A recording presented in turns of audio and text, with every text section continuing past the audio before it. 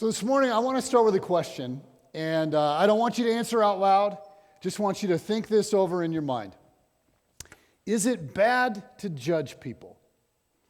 Like, is it wrong to judge people?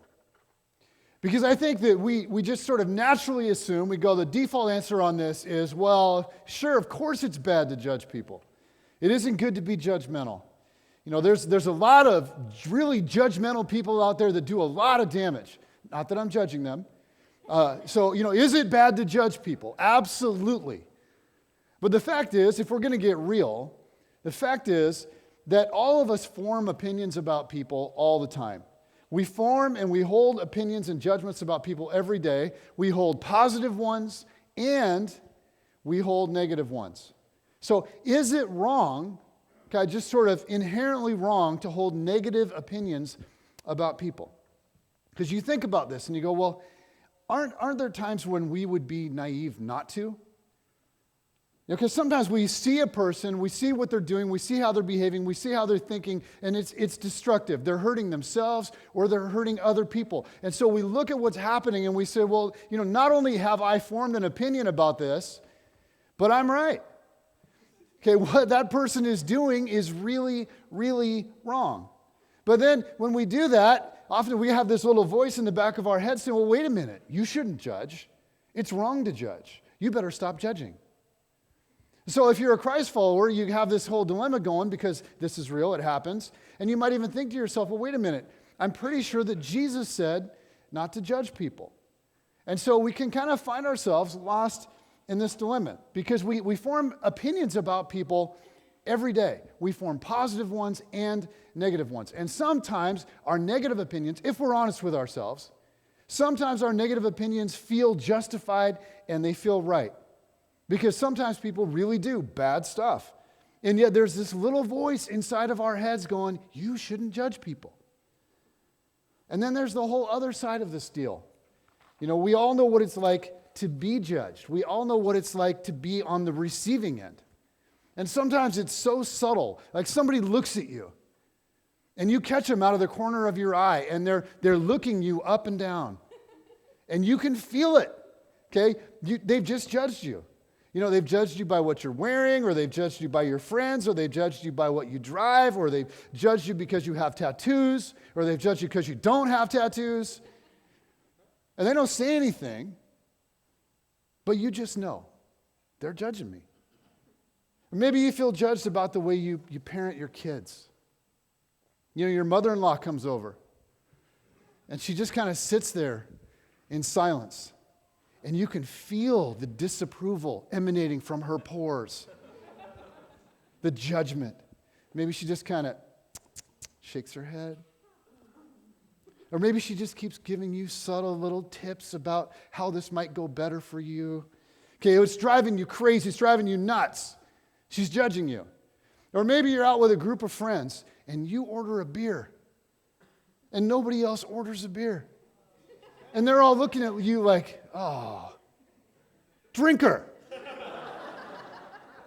Or maybe it's the other way around. You're out with a group of people and everybody orders a beer and you don't. And you're just sitting there and now they're looking at you like, oh yeah, what's the matter with you? What are you, a Christian?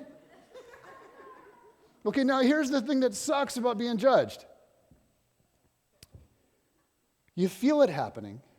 You know what's going on, but you don't usually get to present your case, do you? Like you don't get to say, aha, I saw that look, now let me explain.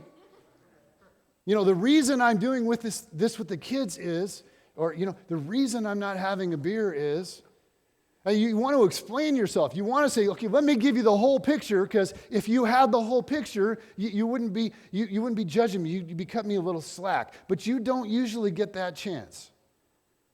Or maybe you've been in a situation where somebody's come to you and it's under the pretense of wanting to help you. As if they just kind of have your best interest in mind. But you realize as all this is happening, they don't have my best interest in mind.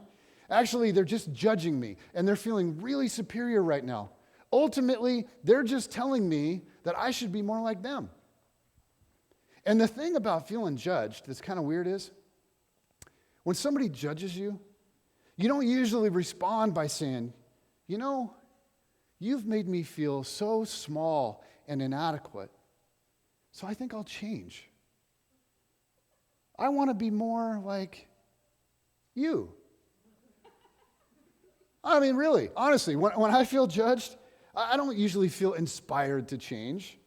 I certainly don't want to become more like the person that's judging me. I want to run in the opposite direction. But the truth is, we've all been on both sides of this judgment deal. We've all been the judge, and we all know what it's like to be judged.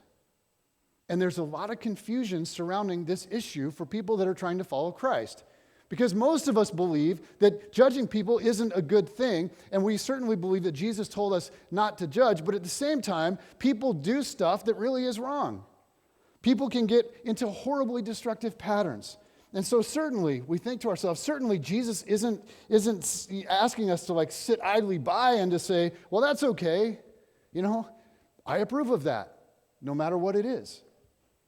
So there can be a lot of confusion. And I think we can be kind of fuzzy about this whole issue of judging people. And here's why this is such a big deal. When we get this wrong, it is devastating.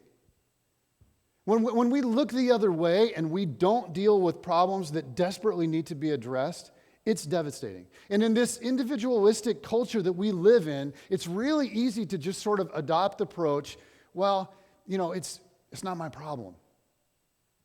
And of course, that's the easy route. We can just sort of avoid getting involved. We can do the comfortable thing. We can avoid conflict. We can choose to be a wuss. And then we can spiritualize it. Well, who am I to judge? After all, I have issues myself. And Jesus said not to judge people, and so that's how I live. And we mask our pansiness with spirituality. But we can also err in the other direction. We can brutally judge each other. We can judge each other in marriage, and it can destroy the marriage. When parents are too critical of their kids, it deeply wounds their kids. Being overly judgmental can be destructive at work, between friends, and in society as a whole. In fact, in American culture, because Christians often don't get this right, there are entire groups in our society that feel ostracized and rejected, and they are totally turned off to God because they feel judged by the church. And yet the church feels justified, refuses to back down. It's like, well, by golly, we've got the Bible verses right here to prove that we're right. The problem is that when we judge somebody, they don't usually move in our direction. But the church has said, and the church continues to say, okay, this group needs to stop, and this group needs to change, and this group needs to straighten up. Because the church as a whole is confused about this whole judgment issue. And the problem is, nobody's changing. They're just running in the opposite direction, just like you and I do when we feel judged. Okay, now into all of this confusion, Jesus speaks. And we're going to look at the very heart of what Jesus says about judgment in Matthew chapter 7. Okay, so here we go. This is the famous passage from Jesus on judgment. Matthew chapter 7, verses 1 and 2. It says, "Do not judge, or you too will be judged. For in the same way you judge others, you will be judged, and with the measure you use, it will be measured to you." So Jesus says, don't judge, or you'll be judged. And we say, well, wait a minute. Who's going to judge us? God? The people we're judging? The people that are watching us be judgmental? Who's going to judge us? But Jesus doesn't answer that question. He never explains. He simply says, don't judge, or you too will be judged. Then he goes on to say, for in the same way you judge others, and with the same measure you use, it will be measured to you. Now what we're going to see is that Jesus is not saying, you have to somehow figure out a way to learn to approve of everything everybody does all the time. That's actually absurd. And Jesus certainly didn't approve of everything that everybody did. And Jesus was not a pansy about it. Can we just be honest about that? I mean, he called people out. And when he called them out, they knew they had been called out. So Jesus isn't saying you can't ever form a judgment about someone's behavior. So what is he saying here? I mean, what do we make of this? I think the clearest way to understand this is to just sort of perceive it through the golden rule. Jesus is saying, I want you to apply the golden rule to the way you judge people. He's saying, judge unto others as you'd what? Have them judge unto you. Judge unto others as you would have them judge unto you. And this is so powerful, and this is so important. Jesus is saying, okay, I want you to judge other people in the way that you would want to be judged by them. I want you to take the same approach in judging others that you would want God to take in judging you. Now, see, I know how I want other people to judge me. I know how I want God to judge me. And maybe you can relate to this. When God judges me, I want him to take everything into consideration. Like where I was raised and what I had and what I didn't have. What happened to me psychologically when my parents divorced when I was in 4th grade. I want him to take into consideration that from 4th grade on, I didn't really have a dad around, and so I was looking for a lot of male approval. And I want him to consider how brutal that one coach was to me. And like when I was desperate for male approval, but like all I got from him was criticism all the time. And because I was so insecure, I acted out in middle school and in high school, and I made friends with guys that skipped class all the time, and I drank a lot of beer, and I slept around a lot, and so did all my friends. And we were all just kind of looking for approval. And then because I had such a desperate need for approval and I got into some really unhealthy stuff to get it, even though I was doing the same things as my friends, I became a dad when I was 19. And I was way too young and I was way too immature, and it was really, really, really tough. Okay, now, before I get like crazy carried away with that, here's the point. When I get judged, I want God to take everything into consideration. Don't you? And honestly, if you let me just kind of talk long enough, eventually you'd think that Jesus would come and he'd put his arm around me. And he'd say, well, poor Jason. You had so much to overcome. It's no wonder you're such an idiot. You poor guy. You never had a chance. And I imagine him at the entrance of heaven with a Kleenex saying, oh man, we don't need to judge you. You had so many things to overcome. In fact, it's downright amazing you turned out as badly as this, and just welcome to the kingdom. I mean, when we talk about being judged, isn't that kind of how we want him to take everything into consideration. We want him to sift through all the factors of why we did what we did, why we didn't do the other thing. I mean, I want people to judge me to say, yeah, he's got some issues, but there's probably more to it than we know. And so let's not be so hard on him because we probably don't know the whole story. Okay, I want a lot of slack when I'm judged, don't you? And Jesus essentially says, judge unto others as you'd have them judge unto you. And then he goes on and he explains further. And many of you know very, very well what he says next. These are very famous words of Jesus, okay? Verses 3-5, he continues on. He says, why do you look at the speck of sawdust in your brother's eye and pay no attention to the plank in your own eye? A lot of people think Jesus is just deathly serious all the time like this. That's funny. Don't you think that's funny? I mean, we should give Jesus some props on. That's funny. Why do you look at the speck of sawdust in your brother's eye and pay no attention to the plank in your own eye? How can you say to your brother, let me take this speck out of your eye, when all the time there's a plank in your own eye? You hypocrite. First take the plank out of your own eye, and then you will see clearly to remove the speck from your brother's eye. So Jesus starts by saying, why? Why? Why do you look at the speck of sawdust in your brother's eye? Why? Like, why do you truly care about this other person's problem? What is it that's even motivating you to notice or care? You see, let's stop and think for a second about why it is that you even care that this other person has a problem. Now, friends, this is like a critical and revolutionary question. And if in the midst of judging people, we were actually to stop and ask this most basic question, I'm convinced that it would completely transform how we judge people. Once we notice that someone else has a problem, once we start to feel ourselves becoming judgmental, you need to stop and simply ask, okay, why do I care about this? Like, why? What's motivating me to care about this at all? And Jesus is wanting to ask ourselves, like, what's going on inside of me that's causing me to be so concerned about this other person's problem? He says, just stop for a second and ask why. Why do you look at the itty-bitty tiny little speck of dust in someone else's eye and pay no attention to the massive plank in your own eye?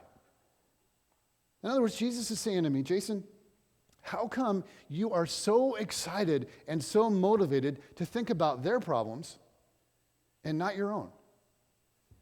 Now, I do know the answer to that. What problems? I don't have any problems. I mean, look at them. They got problems. Look at all those problems. It's awful. I don't have any problems. It's so much more fun for me to think about their problems. It's exciting. It's invigorating. It makes me feel so much better about me. And what Jesus is asking us to do is to just ask ourselves, now, why is that? Like, why is it so exciting and invigorating for me to be so critical of everybody else? And isn't that in and of itself like an indication that I have some major stuff going on with me? Jesus is saying whenever we're tempted to pass judgment on someone else, we first need to look at ourselves and ask, like, why do I even care about this? And I need to pay close attention to the specific emotion that I'm feeling to find what it is in me that's causing me to be so critical. So when I get all fired up about their little speck and I want to dwell on it, or I want to talk to everybody about it, what emotion inside of me is feeling the passion to do that? I mean, does their speck or their problem or their issue, does it make you angry? And does it make you jealous? Well, she shouldn't wear that. Well, that's because you can't wear it. Well, she shouldn't dress like that because I used to dress like that and I can't anymore. You got to ask, is there more to this than just my pure concern for the other person? Is there something else going on inside of me? Like, does this other person's problem actually make you feel good? Is there like a pleasure that you get from dwelling on it? Does it make you feel superior? Does it make you feel self-righteous? Like maybe as a parent, you need to ask yourself, why does it bother me so much when my kids fall short? Why am I so emotionally impacted when my kids mess up? Like if it's pure concern for them and their well-being, great. But maybe there's a lot more to it than that. Maybe it's because I draw my own sense of identity from the success of my kids. And when they fall short or they mess up, it's a poor reflection on me. And so maybe I'm being way more explosive, way more critical. Maybe I'm really overreacting to their mistakes and I'm coming down super hard on them.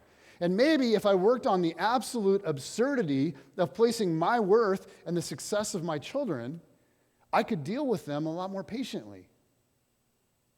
Like I'd still help them deal with their problems because I love them. But I might go about it in a very different way. And Jesus essentially says, okay, look, before you react to someone else's problem, you better look in the mirror and figure out why it is that you care so much. And if your passion comes from anything other than a pure concern for that person or people that are being affected by what they do, then you better deal with your impure motives before you do anything else. You better figure that out. Now, as I mentioned earlier, we can completely err on the other side too. Because people have brutally misinterpreted what Jesus says here to mean you should never form negative opinions about anybody or anything. It's always wrong to judge people. So even though someone else's thought patterns or their behavior or their lifestyle may be leading to obvious destruction for them or for other people, you have to learn to not only accept it, you have to learn to approve of it. And you think through the ramifications of actually trying to live that out. Like, really? We need to learn to approve of everything everybody does? It's actually ridiculous. Like, it's absolutely ridiculous. Like, if we know there's domestic abuse going on next door, do we say, oh, well, I wouldn't want to be judgmental. I didn't learn to approve of that. It's certainly not my place to get involved. Should teachers that suspect a student is being abused at home say, well, now that's a bummer, but it's really not my place to judge? When someone you love is starting to get involved in substance abuse or something else that is clearly destructive, should you say, well, to each his own? It's not my place to judge. See, when Jesus says don't judge, that's not what he meant. Jesus called people out right and left. He confronted the disciples when their egos flared up, when they got into debates about which one of them was the greatest, which is just crazy when you think about it. They're standing there with Jesus, but which one of us is the greatest? Jesus confronted the religious leaders all the time. He confronted their views about the Sabbath. He confronted their views about people far from God. He confronted their whole approach to spirituality, like looking good on the outside, but neglecting the heart. Jesus called out a rich young ruler who loved his money more than God. He challenged him to go and sell everything and give it to the poor and stop worshiping his money and start worshiping God. One time, Jesus explained to the disciples that he was going to the cross. And Peter, probably feeling pretty right, pretty justified, said, oh no, Jesus, that's a terrible idea. That just can't happen. And you need to quit talking like that around the guys. It's bad for morale. Now, did Jesus say, well, I guess I need to consider that? Every opinion is equally valid, No. Jesus stared deeply into Peter's soul. I just have to imagine being Peter in this moment with Jesus looking at you. He's looking right into Peter's soul. And he says, get behind me, Satan. You don't have in mind the things of God. In other words, Pete, what you're saying comes straight from the pits of hell.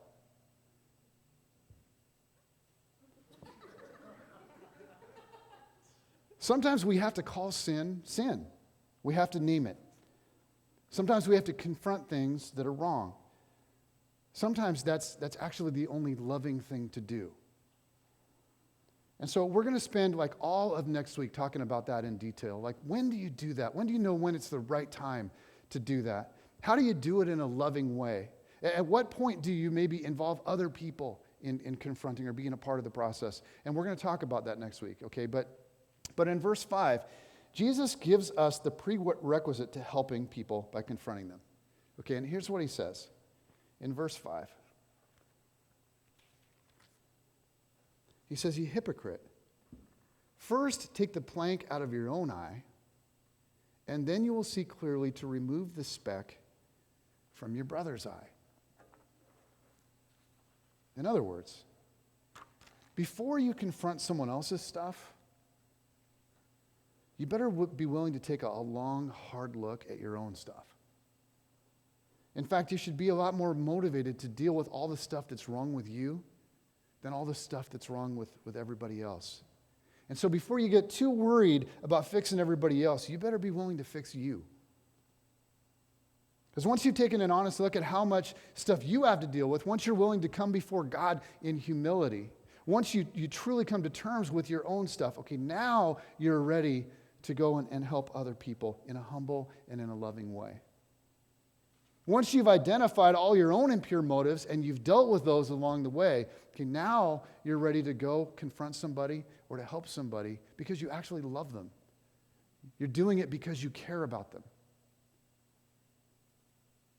And I just want to pause here and ask, I mean, especially as Christ followers. How important is it that we do everything we can to get this right? Or maybe asking this kind of same question around the back door. What happens when we get this wrong? What happens to kids whose mom or dad is constantly overly critical and judgmental? What happens to them?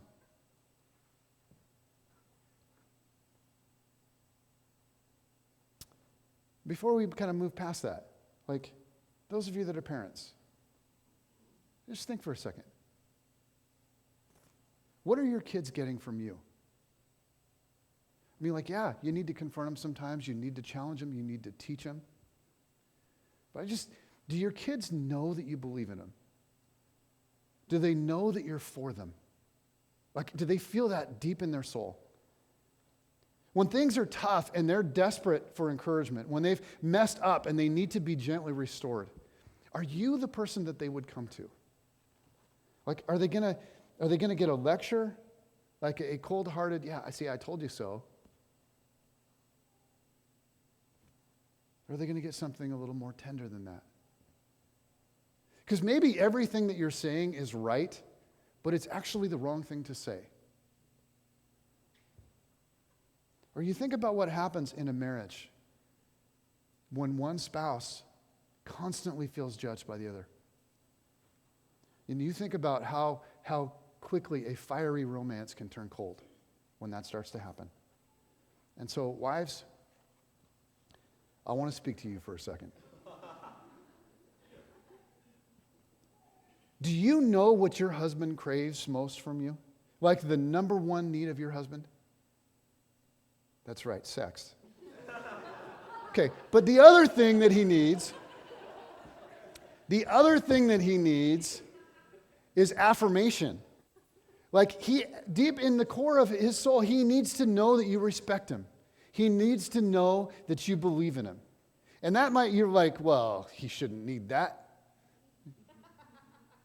Well, he does. That might seem small and weak and petty to you, but this is just reality. Okay, for him to flourish, for him to be the man that you want him to be, he actually needs to feel admired by you. Like all the time. And the more you treat him like he doesn't know what he's doing, the more you talk down to him or criticize him, the more you shake your head at him, the more you let him know, just in subtle, cute little ways that you do that's just unique to you, that's so cute, that he's falling short just a little bit, the more he will shrivel up and he will die inside. And your marriage will grow cold. It will. And guess what? He's probably not going to change. And so, wives, I just want to ask you, are you your husband's biggest cheerleader? Now, it doesn't mean that you never confront him. It doesn't mean you never challenge him. It doesn't mean you don't have to deal with stuff from time to time. But he has to know that you believe in him. Okay, you're the one person who has signed on for life to be with him, to let him know that you believe in him, that you admire him, that you deeply respect him. Okay, so that's his other number one need.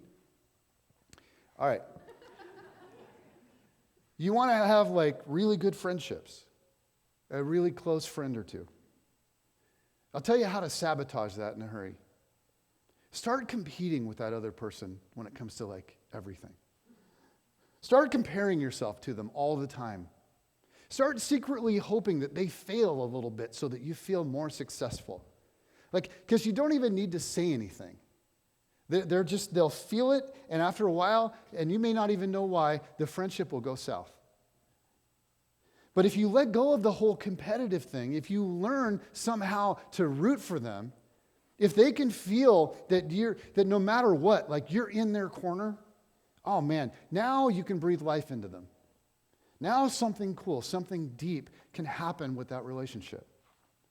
You think about what happens with siblings that judge each other. Like when sisters are eager to criticize and they just sort of nitpick each other all the time.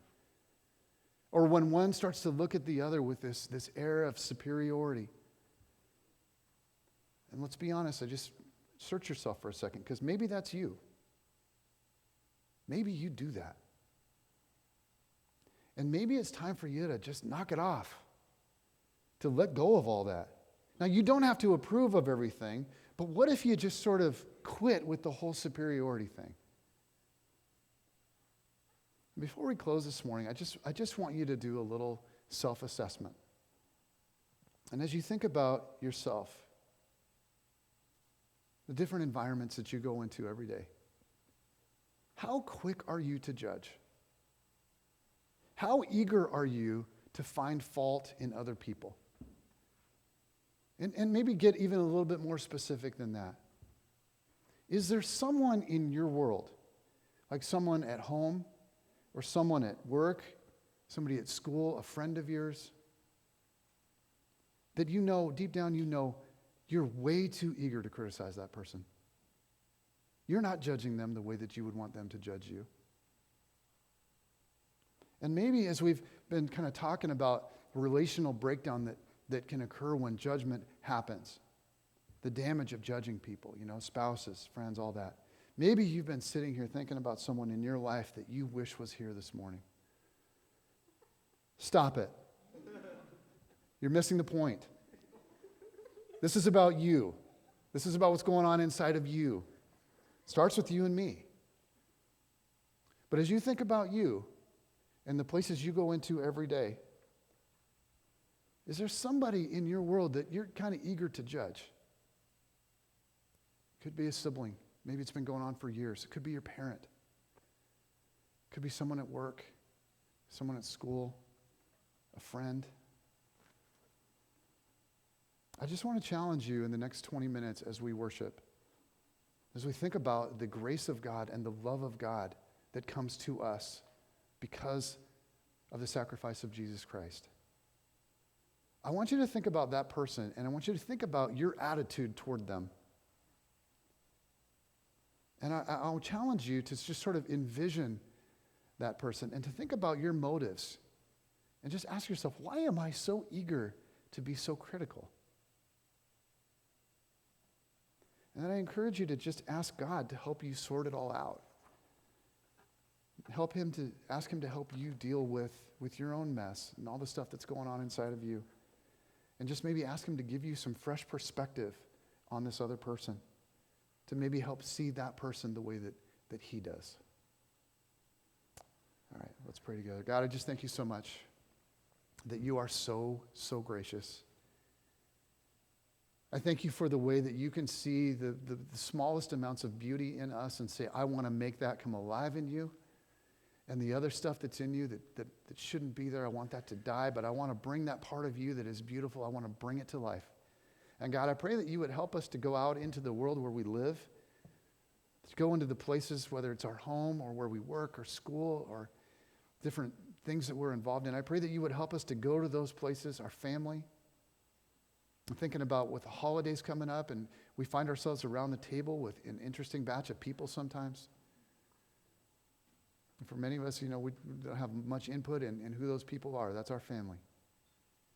And there's so much judgment, and there's so much bitterness, and so much resentment that gets built up over the years. But I pray, God, that you would help us to break through some of that, to see the people around the table, to see the people at work or at school or wherever it is, the way that you do. To see the potential that's in them for beauty and to long for that to come alive in them.